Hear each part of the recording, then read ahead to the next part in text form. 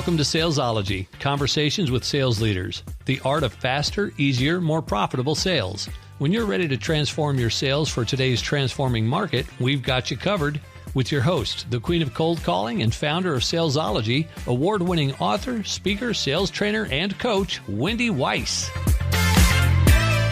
Hi, welcome to Salesology, conversations with sales leaders, the art of faster, easier, more profitable sales. And I am your host, Wendy Weiss. I am the founder of Salesology and the Salesology Prospecting Method. I'm also known as the queen of cold calling. And today we have a very special guest. I am here with James Lamb. That's L-A-M. He is the owner of Lamb, L-A-M, and that stands for Look Ahead Marketing. And he helps heart-centered entrepreneurs discover their superpowers and then use those gifts to shape their businesses into change-making enterprises. He has a 12-week signature program. It's called Superpowered Business Success. And James also built the successful franchise Learn Photography Company. It had over 5,000 students at 10 studios across Canada. So welcome, James. Thank you, Wendy. It's a pleasure to be here. Yeah, so I am so curious. I'm going to begin by asking you about Learn Photography Company. Are you a photographer? How did you I'm get not a into photographer. that? Well, it's interesting. I'm not a photographer, and we have mad skills as photography people. So we've done weddings before. We've been paid to do weddings. We've been paid for our prints and things like that. And it all started about as just an amateur photographer. And that's what Learn Photography Company is all about. It's about teaching people how to use their camera so they can have fun with it. Now, we do have people who go through and actually become professionals, and some of them are just excellent. A lot of them are like the ones who become professional. A couple of them are award winnings. They all have, a bunch of them have great businesses. And our premise will never change to have fun with it first. And if you decide to take it further, great. If you decide not to take it further, great. But everybody should have a hobby they love. And that's all about Learn Photography Company. Well, that's so cool. So you also, in addition to the Learn Photography Company, you have such an interesting background as an entrepreneur and a business owner. So will you share the James Lamb story? I suppose I can. So I am the most I am the most educated entrepreneur ever. I have 2 master's degrees. I don't share this with many people.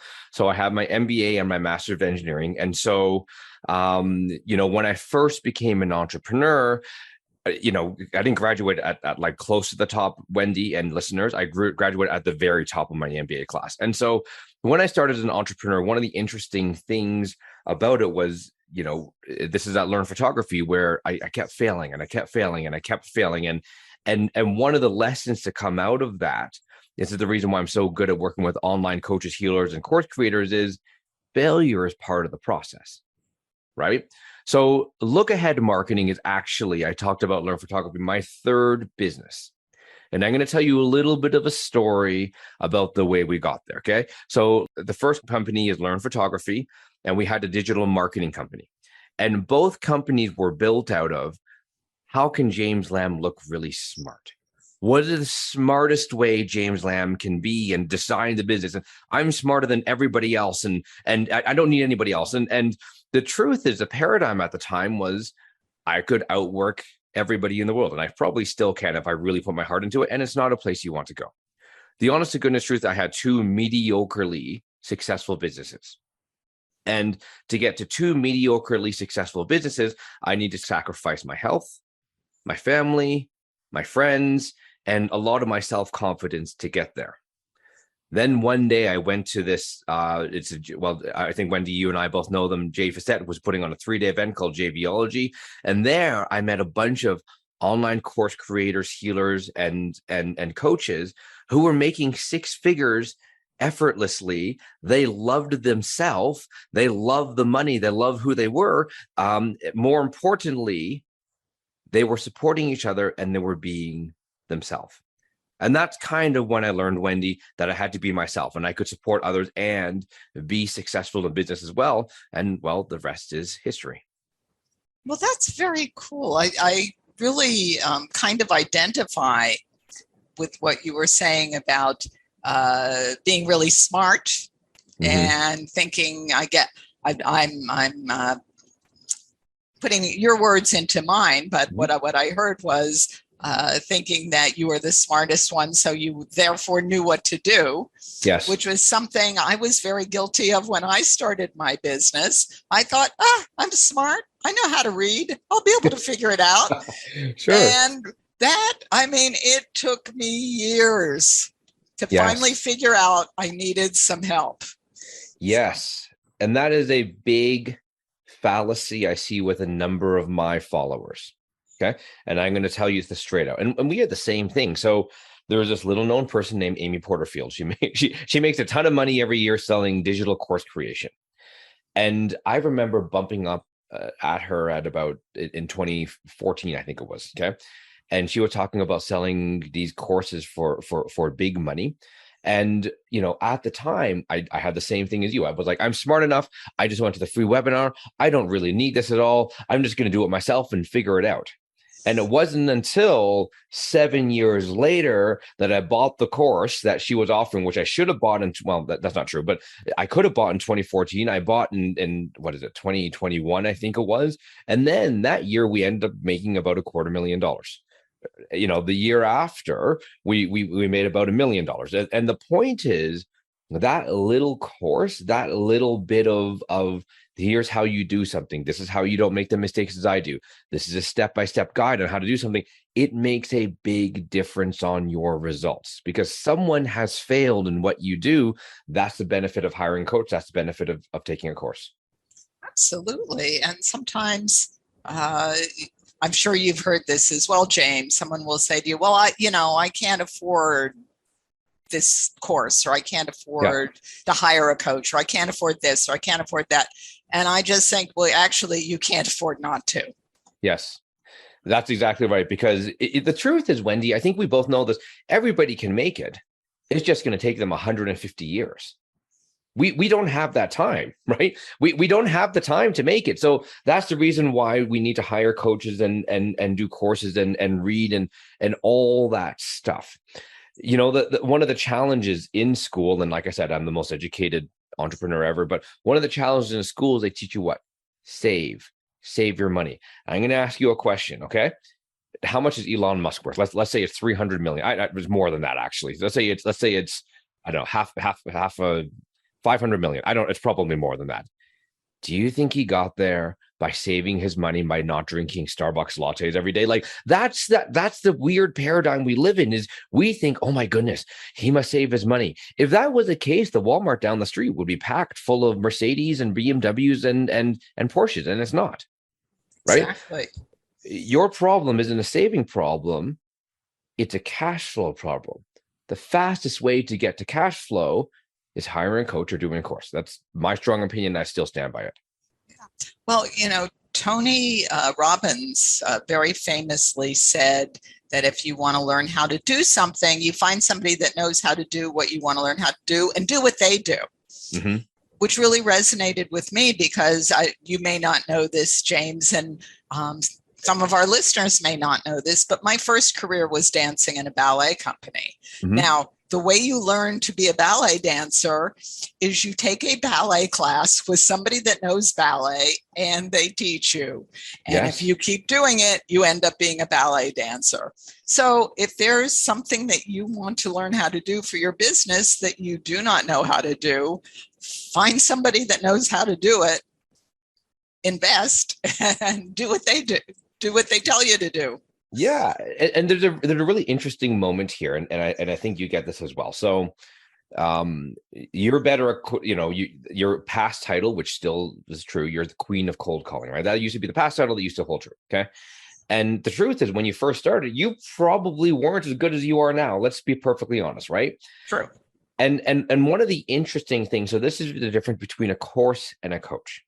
Okay, a course will give you all the step-by-step information that you need. And you use your really logical side to fill in the blanks. A good coach will do the same thing and They're going to use the tools and tips and tricks to get you to the next point. I'll give you an example. Okay. So the reason why I brought up the queen of cold calling is because cold calling in the beginning can be quite a scary thing. What about rejection? What about if people yell at you? All these things in our head that probably aren't true, right? And although it is true, I'm pretty sure it happens. Sometimes you just forget about those people, right? But the point is that when someone reaches a block and they say, Wendy, I got yelled at and I don't want to do this anymore. In a course, it doesn't tell you how to recover from that. A good coaching program, you say, look, take a minute, have a coffee, write down 5 customers you love, remember what it's like to work with them, and then keep going. And that's one of the differences I see between the two. Oh, absolutely. It is magical the way people can get in their own way. I do it. I bet you do it too, James. Yes. Everybody does it. Yes. So one of the questions I have for you is, what do you see that holds entrepreneurs and business owners back? Themselves and the story they tell themselves. Okay. One of the challenges is there's 8 billion realities on the planet, right? Everybody has a different reality. You have a different reality of yourself, and I have a different reality of the person who you are. And everybody has a reality about themselves. And the entire job of a great coach or a great program is to change what is possible and change that paradigm. And so I think more than anything, what holds people back is the fact that they're tied to the past paradigm. Now, that can be things like imposter syndrome. We see this all the time where I'm not an expert. You're an expert. If you're passionate about something, you're 10% ahead of the most of the population. You're officially an expert, right? So that's what we tell people because it's true. And most of the time they know way more than 10% more. So there's an imposter syndrome that's there. There's the paradigm of the fear of, what we talked about before, I shouldn't spend money. The way to get rich is not spending money. So I'm just going to talk to people about getting stuff, and I'm not going to spend the money because that's how to get ahead. And we just, Wendy, you and I see these people, they struggle and they struggle and they struggle, and eventually they get a job because they cannot make it because they need help and support. And yet their past paradigm, ironically enough, which is supposed to make them successful, is actually helping them to fail, right? Another one is people, the paradigm, people don't get me. Like I'm so, and I deal with a lot of energy healers. Okay. This is something, and I love energy healers, and I kind of know who's going to make it sometimes, who's not going to make it, because if I get, if I say, look, you need to phrase it like this, people, I'm so spiritual or so different, people won't get me. Well, we're not going to be able to get you unless you actually start talking to people. Right. So a lot of the times it's the current paradigms that hold people back. It's the reason why when, I'm not sure how you do it, Wendy, when we teach things, we show them new paradigms and new opportunities all over the place. One of the subtitles in every single thing that we do is build a business around you. So we build it around your gift, and we build it around your marketing plan, and we build a marketing around that you love. We build a pilot program around what you love. We go on summits, we'll figure out, what do you want to talk about? What are things that we need to talk about, right? And that is the truth, is we build it around you, and you need to see what can be to replace the current paradigm that you have with one that actually works. Okay, I'll give you, I want to do one more example because this is important for a bunch of you, and I think a bunch of you are here. Okay, I feel like the course bridesmaid. What do I mean by that? I mean, a lot of people who come to me are like the last ditch response, or these other things didn't work, and that paradigm is so powerful because that paradigm is, I'm not enough. It could be imposter syndrome. It could be, I don't want to be seen. I'm not enough. I need to know how to do every single step. And so they take courses in using Twitter. They take courses in doing lead magnets. They take courses in, doing like a webinar. And the challenge with that is because the imposter syndrome is so high as a paradigm, they never put themselves into these things. Everything has to be polished. Everything has to be perfect. And my job to break that sometimes and say, look, you need to go out as yourself and build a business around you. Absolutely. And I'll share one of the lessons that I learned in ballet class. which is, and by the way, ballet dancers, we are perfectionists. Ballet is about being perfect. However, there's always a date, a day, and a time that the curtain is going to go up and you have to get out there and dance, whether or not you are perfect. And what I see when we're working with clients is the way people hold themselves back, give information, do this, do that, and they say, oh, I can't do that. That won't work for me. And we have to coach clients out of that because, of course, if it works for somebody else, it'll work for you too. Yes. We have to very gently coach people out of that place. Yes. Because that is not a place that supports you as a business owner in being successful. Yes. There's a really interesting thing going on here. And Wendy, you know as well as I do, other people that I love working with, they normally think they're one step away or they're missing one tool to get them successful. Oh, so-and-so made $4 million on YouTube. I'm missing a YouTube channel. The minute I open a YouTube channel, I'm going to start getting $4 million a year. Not true, right?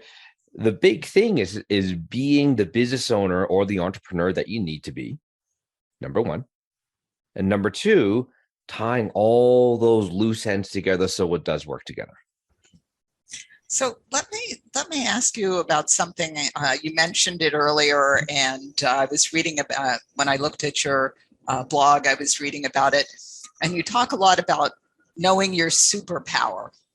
So how do you figure out what your superpower is? That's a really interesting one. We have a whole system on that. In fact, the first 2 weeks of Superpowered Business Success is all about that, but let me try to boil it down. Okay. We go through a whole series of exercises, things like write down what it could be. What are you better at than anybody else? What could you be better at than anybody else? Ask your clients what they love about you. What's the one thing, you really love doing if you have the time to do with your clients? And so we go through a series of exercises, including personality matching and things like that. Essentially, I think it's this based on all this information using our intuition, and we're going to try leaning into it. Does that make sense? It's one of the things that we do really, really well. And I'm going to tell you something. So the superpower is usually involved in some kind of gift. I am a strong believer everybody has a gift in the universe, especially if you're an entrepreneur. And those people who work in corporate, nothing wrong with that. And I think they're hiding their gift from what can be their greatest, amazing good and value. Okay. And the superpower is always tied to the gift. And one thing that we do at the end of our 12 weeks is we force people, yes, we force them to run a pilot or a beta so that they can make some money.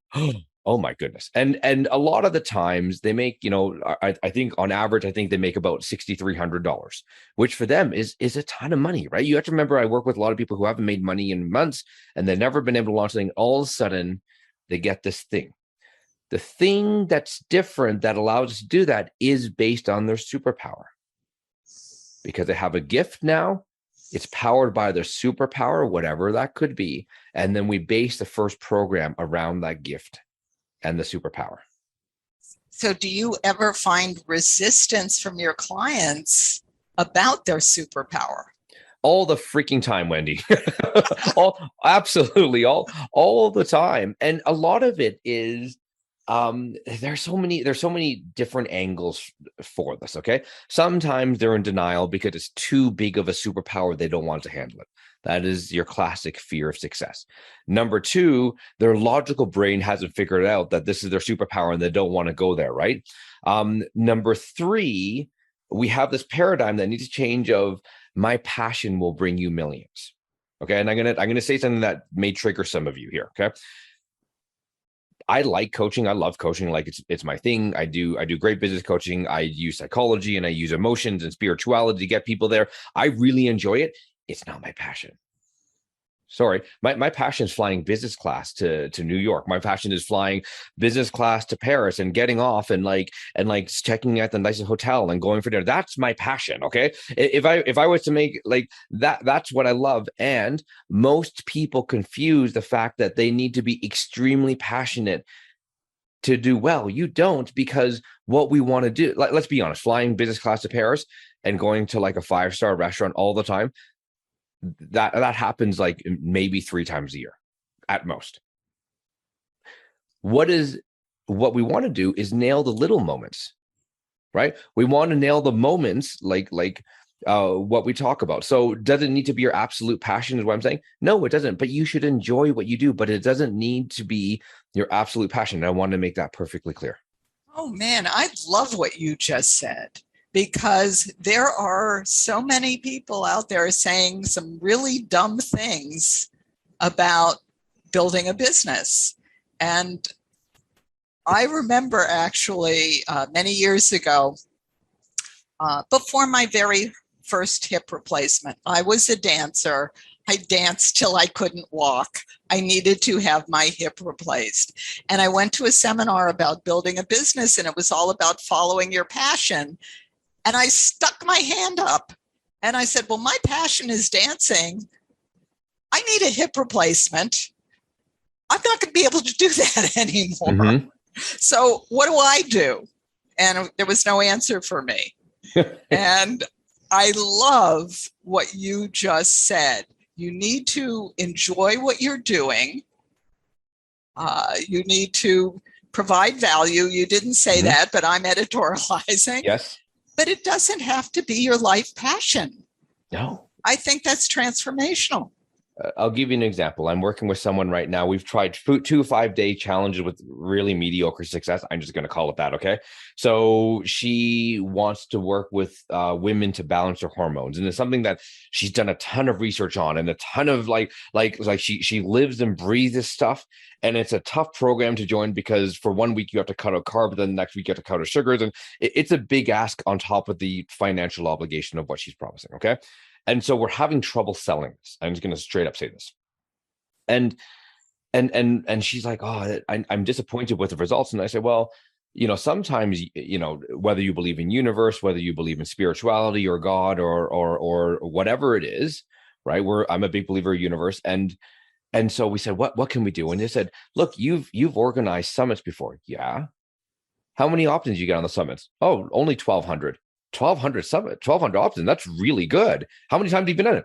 I've done it 3 times, James, and it's pretty easy for me. Why don't you go and try that?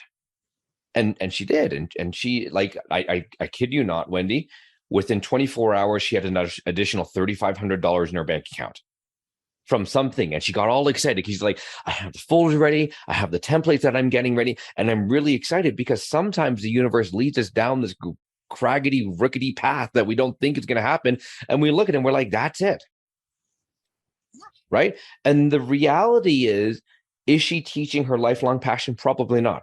Is she going to enjoy the absolute base level of it? Yes, because she's going to coach other health professionals to build their mail list and have that ripple effect to heal the world out. That's a wonderful story. That's a really wonderful story. So, we're going to take a pause here for a moment for a word from our sponsor. And then I'm going to come back and ask James some more questions, because I really want to talk to you, James, about authenticity and dealing with failure and some of these other topics that are just so vitally important. So now, a word from our sponsor, Salesology 3X Appointments. You know how frustrating and stressful it is when you leave every sales meeting wondering if your sales team knows how to sell, because they're not selling and all you ever hear from them are excuses. They blame your marketing, they say you need to do more social media, and they say you need a new website. You know something's wrong, but you don't quite know what it is, and you're even starting to wonder if it's you. You don't have a lot of options. You could fire them all and start from scratch. That would be expensive. And you're really sick of waking up in the middle of the night wondering how to fix this. Well, imagine instead that you have an easy-to-use, replicable system that ensures that your team can easily schedule qualified appointments. And imagine that your team is excited and motivated. No more excuses. And you feel really good. Salesology 3X Appointments can make that happen. If you're a business owner or a sales manager with an underperforming sales team, let's talk. Click on the link to my calendar in the show notes and schedule a time. I look forward to meeting you. And now we are back with James Lamb, owner of Lamb Look Ahead Marketing. So I do want to ask you, James, about failure and dealing with failure, because you shared with us earlier that you had some businesses that didn't really do so well. From somebody that I would imagine is a highly educated person, you weren't really used to failing.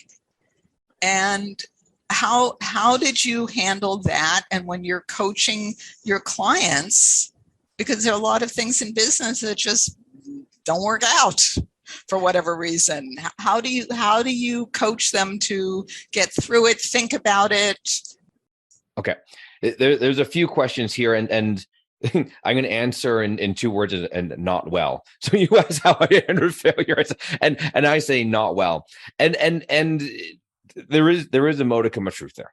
Okay. There's a lot of truth there. I don't take failure easily. The truth is I'm highly competitive. I'm starting to get used to that idea. I'm highly competitive, and I tell my wife I only like to compete when I can win, which I think is the very definition of competition.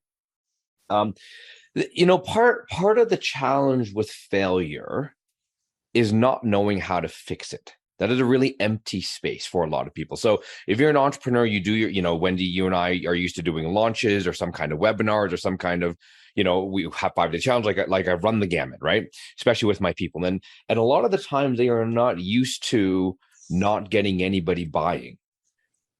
And one of the challenges, if you're by yourself, is you don't know if it's your list, you don't know if it's your opt-in, you don't know if it's your sales page, you don't know if it's the price, you don't know if you don't know if it's these things. So one of the things that I take the stress away from my people is when things don't work, we know how to fix it.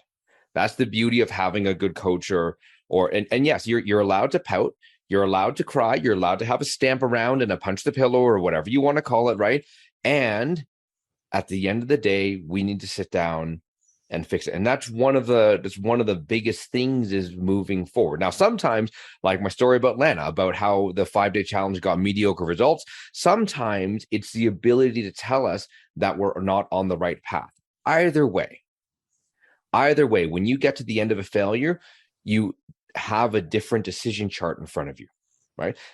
The biggest failures that I see are people who are too scared to figure out if they're going to succeed or fail, right? I talk about all these things, the webinars, the master classes, the workshops. Like at the end of most of you are smart on the podcast, you'll know that at the end, there's some kind of offer involved, right? And so one of the challenges is these people get really self-conscious about these things and they never do those things. That in itself is a failure, even though you didn't fail. So I think there's a couple things. One of them is, at the end of a failure, evaluate your options. You have more options. That's always a good thing to have more options. The second thing is it's really nice to work with a community or usually with a coach or mentor who's ahead of you, who's able to point out what didn't go well and how to fix it for next time. Because when you work on like 1 to 3 problems, you can do it. When you work on 15, we just don't have the capacity to do that.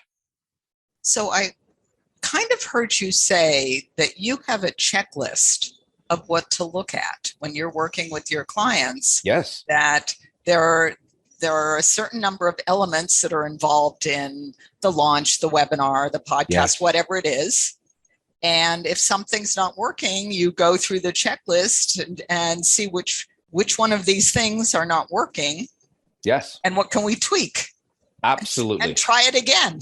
Absolutely. That's absolutely correct. And I kind of know my stuff well enough. Like you know your stuff well enough where I inherently know I'm like, we have this number of opt-ins, this number of people showed up, this number of people watched the offer, and I can identify pretty quickly. I'm like, well, there's a problem with the stack, what we call the stack, right? There's a problem with your reminder sequence. There's a problem with this. There's a problem with that, right? Most people who get stuck in that spot, if they don't have guidance or community, you know what they're going to do? They're going to say, you know what, the 5-day challenge didn't work, so I'm going to do a workshop instead. The workshop didn't work, so I'm going to do a discovery call instead. That didn't work, so I'm changing my coaching practice altogether. It's not because they don't work. It's not because you're not a great coach. It's not because you don't have something that can make money. It's because we haven't leaned into the problem in the beginning. Does that make sense? Here's a really interesting thing. So when a launch, you have your webinar, you have your stack slide, you have your sales page, you have your emails, you have your text reminder sequence, you have your follow-up sequence, you have your calendar link, you have your graphics, you have your actual presentation that you have to create. You have like all of these things are ridiculous, right? Like you know the number of components. And one of the things I have with my mastermind people is I call it the micromanaged launch. And in the micromanaged launch, I spend 10 minutes with them every day and I say, where are you at? What are you doing? And I give them a task of finishing 2 items a day, and that's it. That's all. So maybe one day it's a reminder sequence, and maybe the next day it's the text message reminders. Maybe the next day it's the presentation, or the next 2 days. The point is that there's so many things to coordinate, and we need to do everything correctly that you can only focus on a couple of them at the same time. The challenge when we don't have guidance like this is we tend to try to work on everything at once. And then we get panicked because we look at the big picture and we're like, oh my God, I have like things flowing everywhere. Or they just quit. Right. And I'll go back to my dancing days. You know, when you're dancing, you work with a teacher. Yeah. And if you're trying to do pirouettes, which are really hard because you have to turn around multiple times. And if you're a woman, you're on your toes. Yes. And you fall down a lot. Well, you know, if you fall down, the teacher says, oh, okay, this is what you need to fix. And then you work on fixing it so you don't fall down. And it's really that cut and dry. And when you look at it as a process, then it's, okay, yeah, this launch didn't work, or that webinar didn't convert, but it's a process of getting to that webinar that converts, or getting to the launch that converts. Yes. And that's what most people don't understand. They're like, it's done, and it's never done, right? But you know what's the terminology? It's practice makes what? People say practice makes perfect. It doesn't. It makes improvement. Right? There is, you know, in the dance world, I think there's an ideal perfection. In the math world, in the test, there's a perfect. In the entrepreneur world, there isn't. Their practice makes improvement. And that's something we have to be okay with, right? The idea of perfection, especially in your first launch, like throw it out the window. It's not like the idea of perfection. No one's going to get perfect. Even I don't know how many launches you've done, Wendy. We've done a bunch here, and the honest to goodness truth is they could have all gone better. And we're going to do one coming up in a couple months. Is it going to go well? Yeah, it's going to go well. Can we do better? Of course we can do better. That's the exciting part. What is out there that can be so good, right? So there's no perfect. There's always improvement. Yeah. And even in the dance world, there's no such thing as perfect. You can always jump higher, do more turns, lift your leg higher. It can always be better. So isn't that interesting, hey? Yeah. So if you go in with the attitude in business or in dance with, I need to make this perfect, you will never make it. It's not perfect. It'll never be perfect. That's where the courage kicks in. You got to do it. And you have to do it well. And you have to do it to the best of your ability. And if you can do that, celebrate that. Like take that as confidence that you went and you did it. And it can be the smallest thing. I'm working with a brand new life coach just out of the gates. And he's been trying to do this for years and years and years. And the other day I'm like, look, just go sell 5 hourly sessions at $20 and go do it. And he's so excited, Wendy. He's so excited. It's not the money. He's like, I have clients. I have people who pay me. Just having that is a win sometimes. Absolutely. We set dates for our clients. Like, here's your start date. And It's like curtain goes up. Yep. Got to do it. Yeah. You got to do it. Exactly. So I know, James, you have a gift. I do. For our listeners. Yeah. I do. It's called the 5 Fast and Easy Hacks to Make More Money from Small Lists, and is specifically for online coaches, healers, and course creators. And if you've heard me talk, like we work, this is our zone of genius, right? If you're having trouble getting really strong monetization from a small list, if you're worried your list isn't big enough to do anything, trust me, it is. We actually had someone, and get this is the funny story. We had someone have 12 people in the very first group coaching program with a list of 5 people. And I am not joking. I think it's really funny, right? And they were super persuasive. So there's 5 fast and easy hacks, those things that are really easy inside the guide to help you. And I'm even going to give you a bonus. Once you sign up for the 5 fast and easy hacks, there is going to be a workshop that I put on. Okay. The workshop is in a small group. There's typically about 10 of you or 10 of you in the group. Turn your camera on. That's how we provide personalized feedback. It's not recorded. There's no it's not recorded. We get personalized feedback. You get to move your business ahead monumentally. And of course, there is an offer to join us if that's right for you. And if it's not right for you, that's okay too. So it's lookaheadmarketing.com/freebie to get your 5 fast and easy hacks to make big money from small lists. And we're going to be posting that link with the show notes. So you don't have to remember the link. You just have to go to the show notes and click on it. Yes. And if people just want to get in touch with you, James, your website, how should they get in touch with you? Probably doing that and downloading is the best. You can also find me. You can find us on Instagram as well at Look Ahead Marketing, or you can just email me, james@lookaheadmarketing.com. Okay, well, we will put all of that in the show notes. So it'll be really easy to find James, which you should all run out and do. Yes. And so or stay inside and do, because you can do it online too. It's a lot easier to do it online. That's right. You don't even have to go anywhere. So thank you, James. We have been talking to James Lamb. He is the owner of LAM, L-A-M, Look Ahead Marketing. And do check out the show notes for all of the links, because we're going to post them all below. And please do share us on social media. Tell all your friends, give us good reviews. And thank you so much for listening to the Salesology Conversations with Sales Leaders podcast.